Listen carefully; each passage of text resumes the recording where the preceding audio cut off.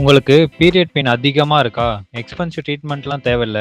கிச்சன்ல இருக்க பச்சை பயிரே போதும். இவங்க சொல்ற மாரி பச்சை பயிறு சாப்பிட்டா பீரியட் பெயின் போகுமா போகாதா அப்படின்றத தெரிஞ்சுக்கணும்னா வீடியோ ஃபுல்லா பார்த்துட்டு சப்ஸ்கிரைப் பண்ணிக்க உங்க ஃபேமிலி டாக்டர். பச்சை பயிரில் மெக்னீசியம் அதிகமாக இருக்கனால அது யூட்ரஸ்ல இருக்க மசில்ஸ் எல்லாம் ரிலாக்ஸ் பண்ணி பீரியட் கிராம்போட இன்டென்சிட்டி கம்மி பண்ணி கொடுக்குங்க. செகண்ட், பீரியட்ஸ் பெயின் மெயினா ப்ரோஸ்டாகிளாண்டின்ஸ் அதிகமாக இருக்கனால வர்றது. ஆனா இந்த பச்சை பயிரில் ஆன்டி இன்ஃப்ளமேட்டரி எஃபெக்ட் இருக்கனால இதை நல்லா குறைச்சு நமக்கு ஒரு நல்ல ரிலீஃப் கொடுக்கும். தேர்ட், பச்சை பயிறு நல்ல குட் சோர்ஸ் ஆஃப் அயன். அதனால பீரியட்ஸ் அப்போ வர வீக்னஸ், ஃபெட்டிக் எல்லாமே குறைஞ்சிரும். ஹெவியா ப்ளீடிங் இருந்தாலும் நல்லா சப்போர்ட் பண்ணும். Fourth, vitamin B complex hormones எல்லாம் ஸ்டேபிளா வச்சு ரெகுலேட் பண்ணும். நரம்போட செயல்பாடுகளை நல்லா அதிகப்படுத்தும். பெயின் சென்சிட்டிவிட்டியை குறைச்சி கொடுக்குறனால நமக்கு ரிலீஃப் நல்லா கிடைக்கும். இதை பெஸ்ட்டாக நம்ம எப்படி எடுத்துக்கலாம்னா, முளைக்கட்டிய பயிறு, ஏன்னா அதில் நல்ல அப்சார்ப்ஷன் இருக்கும். அதை நைட்டு ஃபுல்லாக ஊற வச்சுட்டு காலைல எடுத்துக்கலாம். பச்சை பயிர் கஞ்சி இப்படிலாம் நம்ம எடுத்துக்கலாங்க. இதை பீரியட்ஸ் அப்போ மட்டும் யூஸ் பண்ணுறத விட ரெகுலராக எடுத்துக்கிட்டா